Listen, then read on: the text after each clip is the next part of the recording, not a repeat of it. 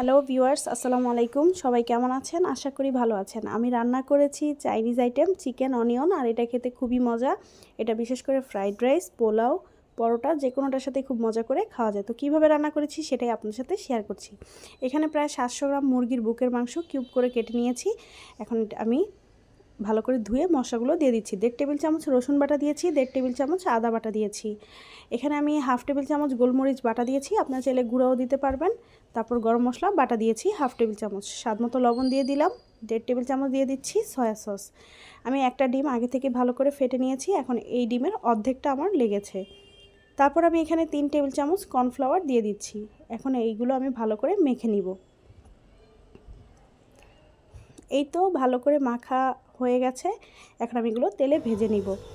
আমি এখানে একটি কড়াইতে আগেই তেল বসিয়ে রেখেছিলাম। আমি আসলে এই তেলের মধ্যে চিকেন ফ্রাই ভেজেছিলাম, সেজন্য এই তেলটা নষ্ট করিনি। এই তেলের মধ্যে এই চিকেনগুলো ভেজে নিচ্ছি।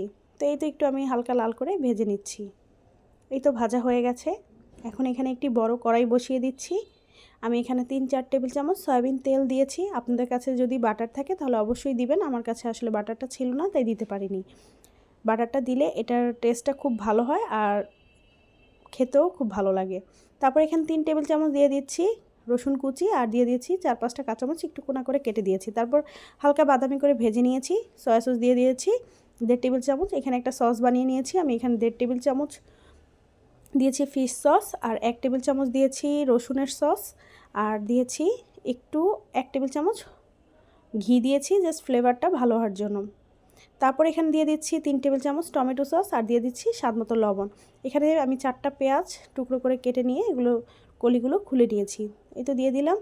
এখন এখানে আমি দিয়ে দিয়েছি চিকেন আর ক্যাপসিকাম। এই ভিডিও ক্লিপটা স্কিপ হয়ে গেছে, আপনারা অবশ্যই একটু খেয়াল করে নেবেন।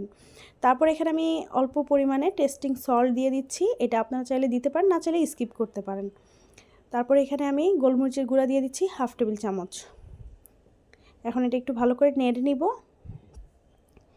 নেড়ে নিয়ে এখানে আমি 3 টেবিল চামচ কর্নফ্লাওয়ার পানিতে গুলিয়ে নিয়েছি। এখন এখানে দিয়ে দিলাম। আপনারা যে যেরকম ঘনত্ব রাখতে চান ওই পরিমাণে দিয়ে দিবেন। এই তো আমি এখানে দিয়ে দিয়েছি। এখন এখানে স্বাদ বাড়ানোর জন্য দিয়ে দিচ্ছি 1 টেবিল চামচ চিনি। এই তো এখন আমি এটা 5 মিনিট একটু রান্না করে নেব। এই তো তৈরি হয়ে গেল খুবই মজাদার চিকেন অনিয়ন, আর এটা অবশ্যই বাসায় ট্রাই করবেন। কেমন হয়েছে আমাকে জানাবেন। যদি রেসিপিটি ভালো লেগে থাকে তাহলে অবশ্যই লাইক, কমেন্ট এবং শেয়ার করতে ভুলবেন না।